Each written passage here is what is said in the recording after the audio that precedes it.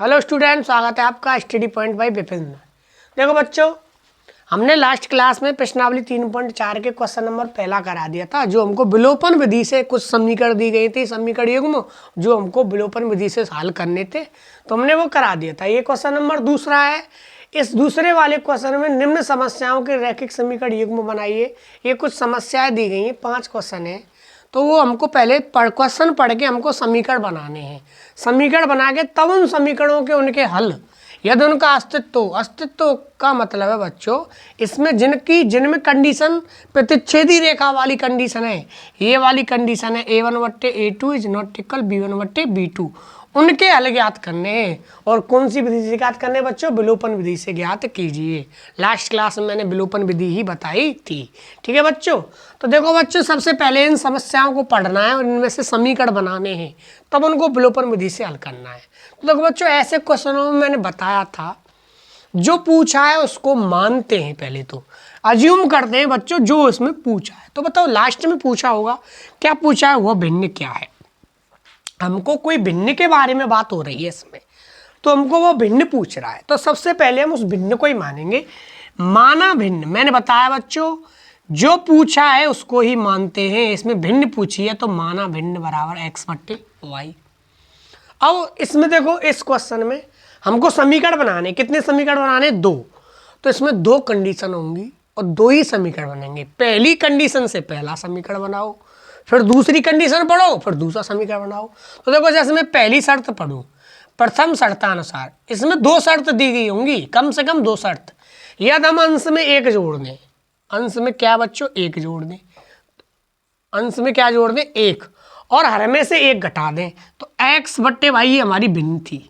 x/y हमारी क्या थी? भिन्न। अंश में 1 जोड़ दिया, हर में से 1 घटा दिया, तो भिन्न 1 में बदल जाती है। तो भिन्न वो किसके बराबर हो जाती है? 1 के बराबर हो जाती है। यदि हम अंश में 1 जोड़ दें और हर में से 1 घटा दें, तो भिन्न किसके बराबर हो जाती है? वो 1 में बदल जाती है। ये पहली शर्त है हमारी, पहली शर्त अनुसार। इस शर्त से एक समीकरण बनेगा। तो बच्चों, बट्टे 1 रख के, इसके अपॉन में 1 रख के वज्र गुणा कर देंगे, कैंची गुणा कर देंगे, तो 1 का गुणा इससे करेंगे x+1, 1 का गुणा इससे करेंगे तो y-1, जो ऐसे के ऐसे ही रहेंगे। y को धल लेके आए हम, x - y, 1 को धल ले जाए -1, और -1 पहले से ही है, तो x - y बराबर कितना आया बच्चों? -2। कितना आया बच्चों? x - y बराबर -2। ये समीकरण नंबर हमारा कौन सा बनेगा? 1। कौन सा बनेगा बच्चों? समीकरण नंबर 1।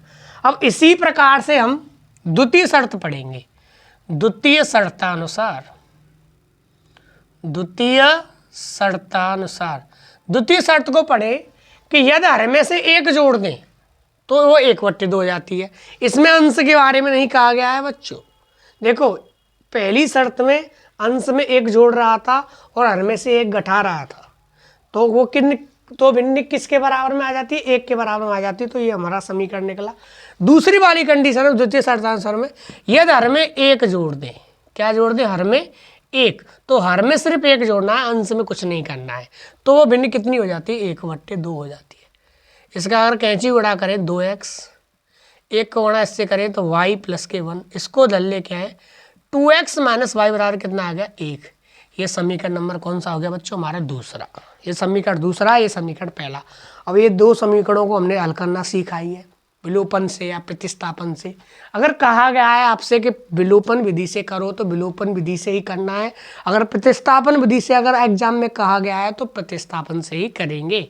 एक क्वेश्चन डेफिनेटली हर साल आता है बच्चों, या तो प्रतिस्थापन विधि से या विलोपन विधि से। ठीक है बच्चों, कहकर आएगा कि निम्न रैखिक समीकरणों को प्रतिस्थापन विधि से हल कीजिए। ठीक है बच्चों, 3 विधि होती है, एक विधि हमारी हट गई है। ठीक है, ये 3.4 है, हमारी 3.5 एक्सरसाइज और 3.6 और 3.1 ये हट चुकी है। नए सिलेबस में सिर्फ 3 प्रश्नावली रह गई हैं, 3.2, 3.3 और 3.4। 3.3 में हमने पढ़ी थी प्रतिस्थापन विधि, 3.4 में हमने पढ़ी है विलोपन विधि। ठीक है, तो इसको विलोपन विधि से हल करना है। तो देखो बच्चों, दोनों विलोपन विधि मैंने बताई थी लास्ट क्लास में। x - y बराबर कितना है? -2। कितना है बच्चों? -2। और दूसरा समीकरण लिखो, 2x - y बराबर कितना है? बराबर में 1। अब मैंने बताया था विलोपन विधि से हल करने के लिए किसी भी एक चर के, या तो x के या y के चर गुणांक, चरों के क्या गुणांक बराबर होने चाहिए। चर के इसका x का गुणांक कितना है 1, इसका x गुणांक है 2, कोई बात नहीं। इसमें y का गुणांक कितना है 1, इसमें y का गुणांक कितना 1, तो एक चर के बराबर है, ठीक है। और चिन्ह विपरीत होने चाहिए, तो ये बराबर तो है गुणांक, चिन्ह विपरीत नहीं है, तो चिन्ह विपरीत कर देंगे। प्लस का क्या कर दिया माइनस, माइनस का क्या कर दिया प्लस, और प्लस का क्या कर दिया माइनस। अब देखो ये प्लस वाई और माइनस वाई कट गई, चिन्ह विपरीत क्यों किए थे मैंने, इसमें से इसको घटा देते हैं, घटाएंगे तो ये माइनस हो जाएगा, ये प्लस हो जाएगा, ये माइनस हो जाएगा। तो x और माइनस के 2x माइनस के x, माइनस के और माइनस के 2 माइनस के 3, माइनस से माइनस कट गई, तो हमारा बच्चों x बराबर कितना आ गया 3 आ गया। कितना आ गया बच्चों, x बराबर 3 आ गया। अब x का मान किसी समीकरण में रख देंगे, तो देखो x का मान समीकरण 1 में ही रख देते हैं, समीकरण 1 में रखने पर, तो समीकरण 1 है हमारा बच्चों x माइनस वाई बराबर माइनस के 2, x का मान कितना आया 3, माइनस वाई बराबर माइनस 2, 3 को उधर ले जाए तो माइनस वाई बराबर माइनस 2 माइनस 3, माइनस वाई बराबर माइनस 5, y बराबर कितना आ गया बच्चों 5, कितना आ गया बच्चों 5, ये हमारा y का मान आ गया, ये हमारा x का मान आ गया। हमको पूछा था क्या पूछी थी भिन्न, तो भिन्न क्या थी हमारी x बट्टे y, तो x क्या है 3 और y क्या है 5, तो भिन्न हमारी क्या हो गई बच्चों 3/5, क्या हो गई हमारी भिन्न बच्चों 3/5, यही हमारा उत्तर है। ठीक है बच्चों, देखो बच्चों बढ़ते हैं नेक्स्ट क्वेश्चन की तरफ। ये हमारा सेकंड क्वेश्चन है कि 5 वर्ष पूर्व नूरी की आयु, 5 वर्ष पूर्व नूरी की आयु सोनू की आयु की 3 गुनी थी। ये पहली कंडीशन है बच्चों, कौन सी कंडीशन है पहली। और 10 वर्ष पश्चात, एक तो पूर्व की कंडीशन है, एक पश्चात की कंडीशन है। 10 वर्ष पश्चात नूरी की आयु सोनू की आयु की 2 गुनी हो जाएगी, तो नूरी और सोनू की आयु कितनी है। तो देखो बच्चों मैंने बताया था जो पूछा है हमको क्वेश्चन में उसी को मानते हैं। पूछा क्या है नूरी और सोनू की आयु, मानेंगे क्या नूरी और सोनू की आयु। तो देखो बच्चों हल में माना नूरी की आयु, माना नूरी की आयु x वर्ष, वर्तमान मानेंगे, क्या मानेंगे बच्चों वर्तमान आयु मानते हैं। जब मानते हैं माना नूरी की वर्तमान आयु मानते हैं, वर्तमान आयु x वर्ष, और सोनू की वर्तमान आयु, एक सोनू और है, सोनू की वर्तमान आयु y वर्ष। अब प्रथम शर्तानुसार पहली शर्त के अनुसार इसको करते हैं।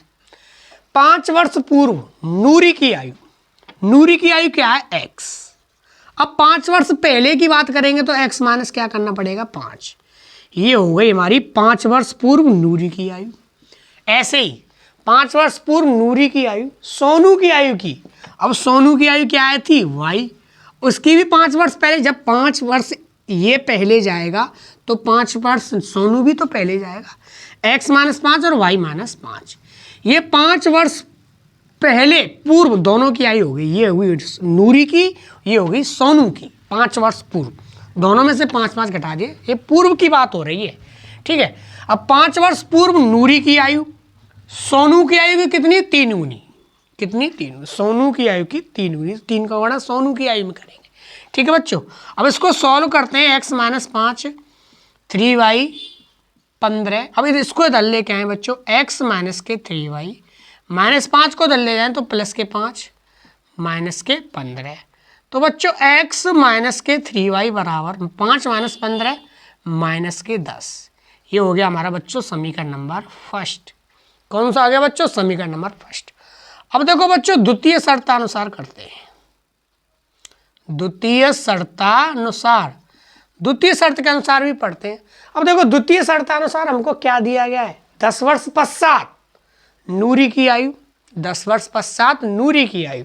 तो देखो बच्चों x प्लस 10 बराबर, तो भाई ये सोनू की आयु में भी तो 10 जोड़ेगा भाई, 10 वर्ष जब पश्चात नूरी जाएगा तो सोनू भी तो जाएगा, तो ठीक है 10 वर्ष पश्चात ये हो गई हमारी नूरी की आयु, ये होगी हमारी सोनू की आयु। अब बताओ क्या कह रहा है वो, 10 वर्ष पश्चात नूरी की आयु सोनू की आयु कितनी है 2 गुनी, ये नूरी की आयु सोनू की आयु की कितनी है 2 गुनी, तो इसमें किसका गुणा कर देंगे 2, पश्चात में जोड़ेंगे और पूर्व में घटाएंगे। ठीक है बच्चों।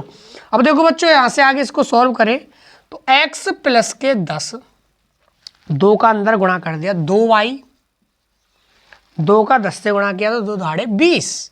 इसको सॉल्व करते हैं, x माइनस के 2y, 10 को उधर ले जाए, 20 माइनस के 10, x माइनस 2y बराबर कितना आ गया 10।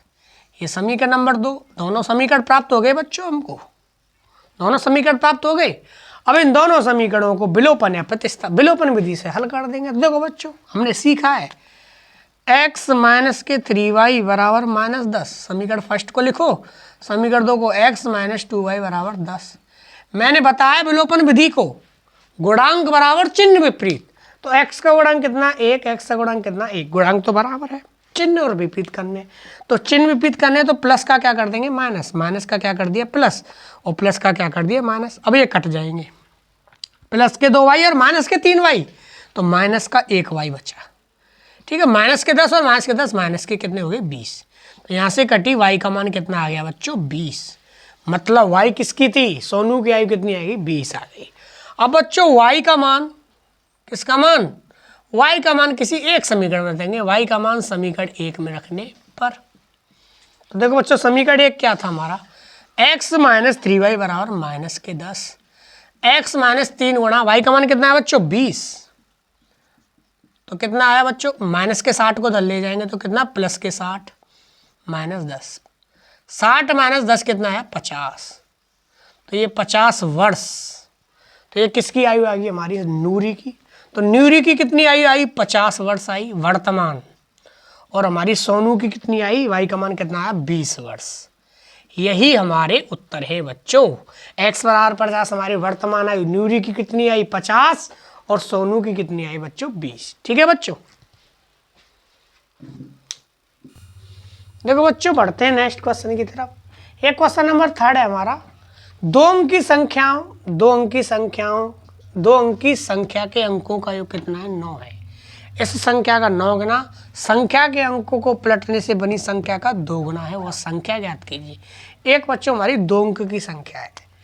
ठीक है बच्चों, 2 अंक की संख्या है, उसमें देखो 2 अंक की संख्या के अंकों का योग कितना है 9।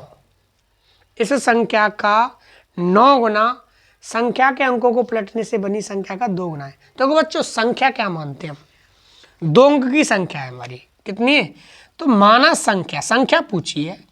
तो जब दो अंकों की संख्या के बारे में बात करेंगे तो संख्या होती है हमारी 10x प्लस के y।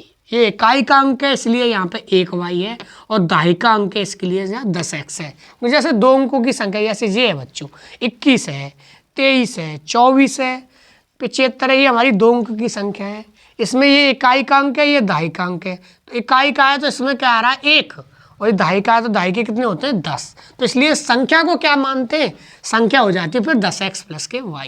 ठीक है बच्चों, इसमें इकाई का अंक y है और दहाई का कितना है 10, तो इसलिए x के साथ क्या बनाएगा, दहाई के 10 होते हैं, दहाई की संख्या क्या मानी मैंने x माने तो 10x कर दिया, तो हमारी संख्या क्या होगी 10x प्लस y। और देखो इसमें पलटने के लिए बात हो रही है, पलटने से, तो पलटने पर संख्या क्या होगी, पलटने पर संख्या, तो बच्चों पलटने पर संख्या हो जाएगी 10y प्लस के x, x y की जगह y x की जगह। देखो ये हमारी संख्या, जब दो अंकों की संख्या के बारे में बात चलेगी तो संख्या क्या माननी है बच्चों हमको 10x प्लस y, और पलटने पर 10y प्लस x। तो ये हमारी संख्याएं हो गई, क्या हो गई बच्चों संख्याएं। अब इसमें देखो पहली कंडीशन क्या दी है, 2 अंकीय संख्या के अंकों का योग। देखो 2 अंकी जो संख्या है उसके अंक क्या है, एक तो अंक y है, एक अंक क्या x है, इनका योग, अंकों का योग, किसका योग बच्चों अंकों का। अंक कितने 2, एक इकाई का एक दहाई का, इकाई का क्या है y और दहाई का कितना x। तो देखो प्रथम शर्तानुसार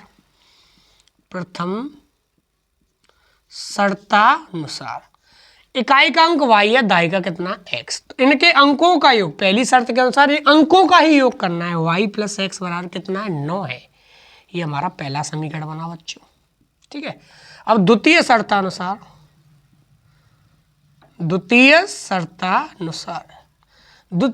अनुसार उसने कहा है कि इस संख्या का 9 गुना, और संख्या क्या है हमारी ये रही 10x प्लस y, इसका कितना बच्चों 9 गुना, इस संख्या का 9 गुना संख्या के अंकों को पलटने से बनी संख्या, और संख्या के अंकों को पलटने से बनी संख्या कौन सी थी? 10y + x। संख्या के अंकों को पलटने से बनी संख्या का 2 गुना है, इसका कितना? 2 गुना। इस संख्या का 9 गुना, इस संख्या का जो संख्या मानी इसका 9 गुना, संख्या के अंकों को पलटने से बनी संख्या के 2 गुने के बराबर है। ठीक है बच्चों, तो एक समीकरण इससे बनेगा, 9 का अंदर गुणा कीजिए और दाड़े 90x + के 9y बराबर 20y + के 2x। सबको लंग पक्षांतर कर लीजिए, पक्षांतर करते हैं बच्चों, यहाँ से कर लेते हैं। 90x + के 9y - के 20y और - के 2x बराबर में कितने हो गए? 0। 90x में से 2x गए तो बच्चों 88x, 9y और - के 20y तो कितने बचे? - के 11y बराबर कितने हो गए? 0। इसमें से 11 कॉमन आ रहा है बच्चों, तो 11 × 88 8x बचा, यहाँ पे बचा y बराबर कितना आ गया? 0। तो ये 11 किस में चला गया बच्चों? 0 में। तो 8x - के y बराबर कितना आ गया? 0। ये हमारा समीकरण नंबर 2, ये समीकरण नंबर 1। अब इन दोनों समीकरणों को हम विलोपन विधि से हल कर देंगे, सिंपल है। तो x + y बराबर कितना था बच्चों? 9। 8x - y बराबर कितना है? 0। देखो बच्चों, विलोपन विधि क्या कहती है? किसी भी एक चर के गुणांक बराबर चिन्ह विपरीत। किसी भी इसका x का गुणांक कितना है? 1, x का गुणांक कितना? 8। y का गुणांक 1 है, y का गुणांक 1 है, गुणांक बराबर है। इसमें तो पहले से चिन्ह भी विपरीत है, ये प्लस का y है, ये माइनस का y है, चिन्ह विपरीत करने की जरूरत नहीं है। इसको सीधे सीधे जोड़ देंगे इन दोनों समीकरणों को, कट गया ये। x और 8x कितने हो गए? 9x, 9 और 0 9, 9 से 9 कटाया, x का मान कितना आ गया? 1। x का मान कितना आ गया बच्चों? 1। अब x का मान किस में रख दो? समीकरण 1 में रख दो, y का मान निकल जाएगा। तो x का मान समीकरण 1 में रखने पर, तो x + y बराबर कितना है? 9। तो x का मान कितना? 1 + y बराबर 9। 1 को उधर ले जाएंगे, 9 में से 1 गए तो 8। y का मान कितना आ गया? 8। हमको बच्चों क्या याद करनी थी? संख्या। और संख्या क्या थी हमारी? संख्या थी 10x + के y। यही संख्या तो मानी थी। देखो बच्चों, x का मान कितना निकाला मैंने? 1, तो 10 × 10। y का मान कितना निकाला? 8। 10 × 10 + 8 कितनी होगी? 18। अतः हमारी संख्या क्या है? 18। अब देखो 18, 8 और 1 कितने हो गए? 9। तो अंकों का योग 9 हो गया, नहीं हो गया? उनके अंकों का योग 8 और 1 कितना हो गया? 9। ठीक है बच्चों, यही हमारा उत्तर है। संख्या हमारी क्या होगी? 18। देखो बच्चों, बढ़ते हैं नेक्स्ट क्वेश्चन की तरफ। ये हमारा चौथा क्वेश्चन है, तो ये पढ़ते हैं। देखो, मीना 2000 रुपये 2000 निकालने के लिए एक बैंक गई। एक मीना, एक कोई औरत है, ठीक है, तो वो 2000 रुपये निकालने के लिए एक बैंक गई। उसने खजांची से, खजांची शायद कैशियर होता है, खजांची का मतलब कैशियर, उसने कैशियर से, खजांची से 50 तथा 100 के नोट देने के लिए कहा। मतलब मीना ने कहा कि भैया कि मुझे 50-50 के और 100-100 के नोट देना, और सिर्फ 2000 रुपये देना। कितने रुपये देना? टोटल 2000। और नोट किसके चाहिए उसको? 50-50 के या 100-100 के। ठीक है, 100-100 के नोट देने के लिए कहा। और मीना ने कुल कितने नोट प्राप्त किए? मीना ने कुल 25 नोट प्राप्त किए। तो मतलब कैशियर ने उसको 25 नोट दिए। 50-50 के और 100-100 के कितने नोट दिए? 25 नोट दिए। अब ये हमको नहीं पता कि 50-50 के कितने नोट हैं और 100-100 के कितने नोट हैं, लेकिन टोटल कितने? 25 नोट हैं। तो उसने 50 और 100 के कितने कितने नोट प्राप्त किए? जो नहीं पता है वही पूछ लिया उसने। तो देखो बच्चों, हम क्या करते हैं, जो क्वेश्चन में हमको पूछा होता है उसी को मानते हैं। उसने क्या पूछा है कि 50 और 100 के कितने कितने नोट प्राप्त किए, तो माना 50 के नोटों की संख्या, 50-50 के नोटों की संख्या, तो इसको हल में मानते हैं। माना 50-50 के नोटों की संख्या, मैंने मान लिया 50-50 के नोटों की संख्या, उसने x प्राप्त की, x थी, कितनी? x है। और 100-100 के नोटों की संख्या, 100-100 के नोटों की संख्या बना ली y।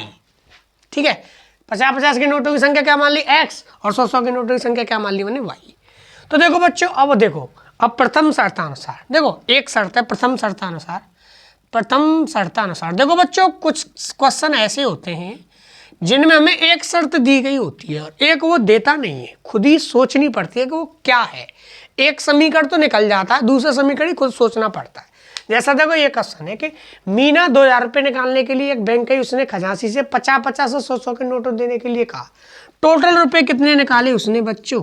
2000। अब 50-50 के नोटों की संख्या कितनी है? x, तो 50x।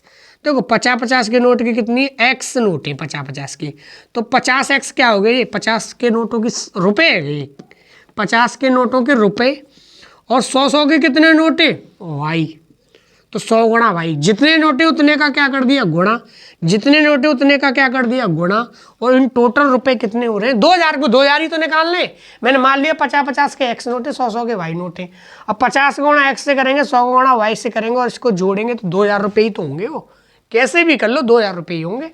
x नोट 50 से गुणा किया तो 50x, y नोट है 100 का गुणा कर दो, ये 100 रुपये, ये 100 के नोटों के रुपए, ये 50 के नोटों के रुपए, दोनों को टोटल रुपए कितने? 2000। समीकरण नंबर 1। ऐसा करते हैं बच्चों, इसको छोटा कर लेते हैं थोड़ा। देखो समीकरण 1 अभी नहीं मानते, इसमें से 50 कॉमन ले लेते हैं ना। 50 कॉमन लिए, यहाँ पर क्या बचा? x, यहाँ पर क्या बचा? 2y। भाई 50 दूनी 100, 50 को वेनिस्ट ले लिया, ये कितना है हमारा? 2000। तो 50 से 2000 कितनी बार गया? 50 चौक कितने होते हैं? 200। तो ये कितना आ गया? x प्लस के 2y बराबर 40। कितना आ गया बच्चों? 40। ये समीकरण फर्स्ट, इसको मानते हैं। x प्लस 40 बराबर x प्लस 2y बराबर 40। समझ में आया बच्चों? इसको हमने छोटा कर लिया 50 वेनिस्ट लेके, 50 से 2000 को काट दिया हमने 40 बार। कितनी बार बच्चों? 40 बार। अब उसने क्या किया? देखो एक और कंडीशन कह रहा है कि मीना ने कुल कितने नोट प्राप्त किए? 25। कितने नोट प्राप्त किए? 25। तो देखो द्वितीय शर्तानुसार, द्वितीय शर्त के अनुसार कुल कितने नोट प्राप्त किए उसने? 25। कितने नोट प्राप्त किए? 25। और नोट की संख्या कितनी? x, और 100-100 के नोट की संख्या कितनी? y। मतलब 50 के नोट और 100 के नोट कितने? टोटल 25 है। एक समीकरण यहाँ से मिल गया हमको, 2 समीकरण मिल गए। फिर अब रह क्या गया इस क्वेश्चन में? बस वही, अब सब काम ब्याके से होंगे बालकों। x प्लस 2y बराबर कितना है? 40। x प्लस y बराबर कितना है? 25। ये हमारे कितने समीकरण हो गए? 2। तो एक काम कर देंगे, हमने पता पढ़ा है कि विलोपन विधि में गुणांक बराबर चिन्ह विपरीत होने चाहिए।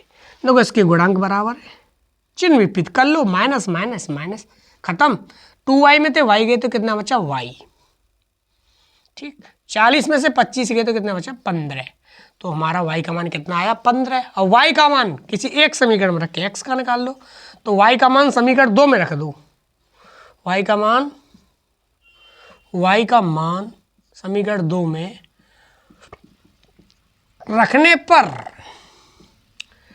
x प्लस वाई बराबर 25, 26 x नहीं 25, x प्लस 15 बराबर कितना है? 25। 15 को धर ले जाएंगे बच्चों, तो x बराबर 25 में से 15 इज्जत से घटाएंगे, 25 में से 15 गए तो कितने बचे? 10। x का मान 10, y का मान 15। मतलब 50-50 के नोटों की संख्या कितनी आ गई? 10। कितनी आ गई? 10। और 100-100 के नोटों की संख्या कितनी आ गई हमारी?